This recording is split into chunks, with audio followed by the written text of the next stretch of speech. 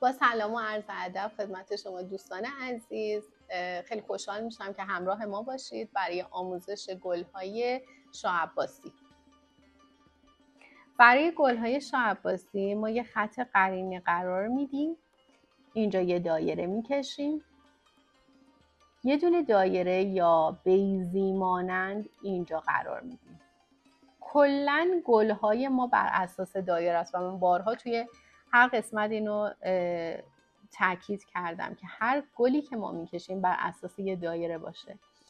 یه گلبرگ که شبیه برگ‌های بادامی هست اینجا قرار میدیم. یکی اینجا قرار میدم. یکی اینجا و یه دونه اینجا.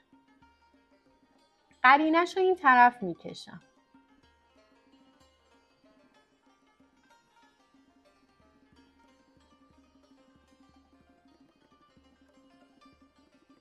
به این صورت. و برای این قسمت‌های وسط اینجا میتونیم نیم دایره قرار بدیم.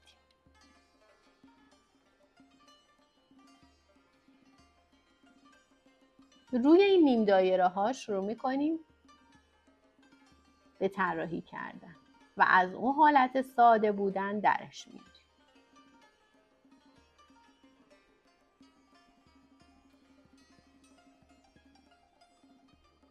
به این صورت.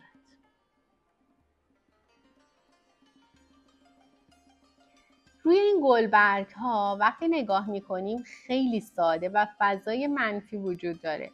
به همین دلیل توی سایزای بزرگ میتونیم یه کمی خورد کنیم، یعنی به این صورت که یه سری تزیینات بذاریم روی برگامون و هر تزیینی که قرار میدیم روی این برگ ها باید روی همش همون مدل باشه.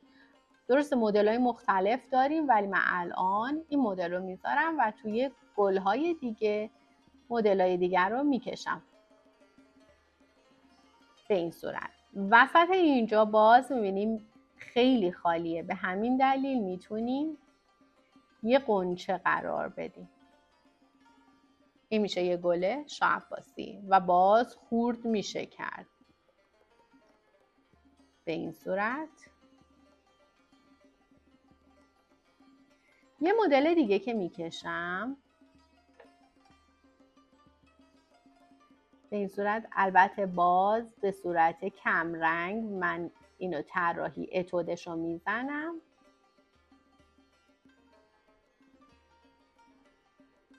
این طرفشم قرینشم میکشم.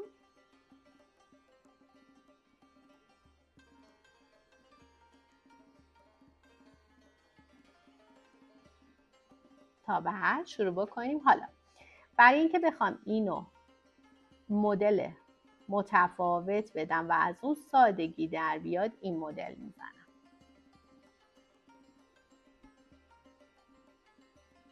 ببینید این خط این طرف صافه ولی اینجا به این صورت.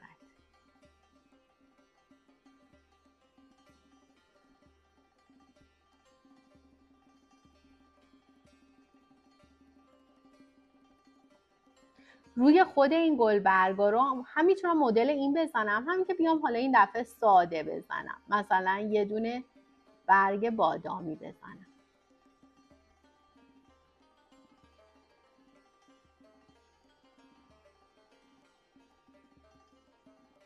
به این صورت. روی خود اینجا میتونم این دفعه بیام به جای اینکه یه غنچه بزنم یه برگ لوتوس قرار میدم. قسمت بالا 5 تا قسمتش کردم، پایین 5 تا و حتی میتونیم 3 قسمت باشه. فقط چیزی که هستش این 2 قسمت رو همیشه یادتون باشه، یا 3 قسمت باشه یا 5 قسمت باشه، ولی اینجا رو میتونید 2 قسمتیش بکنید، یعنی به این صورت.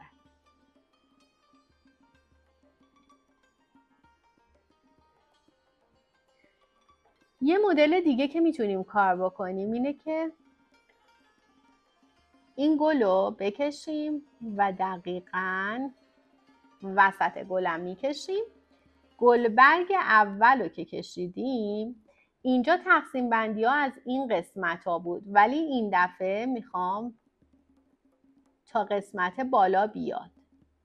به این صورت از اینجا، ولی از پشت این اومده بیرون. به این صورت. و حتی میتونیم اینجا رو یه گل برگ دیگه بزنیم. این طرفش رو قرینه میکنم.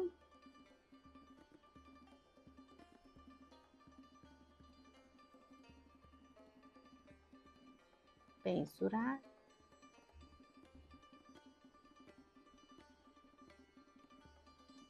و بقیهش مثل همون گل‌هایی که خدمتتون عرض کردم. میتونه این مدل باشه، میتونه این مدل باشه. فقط قسمت بالا و پایین گلمون باید حداقل 3 تا قسمت شده باشه. داخلش باز طراحی میشه که از این سادگی در بیاد.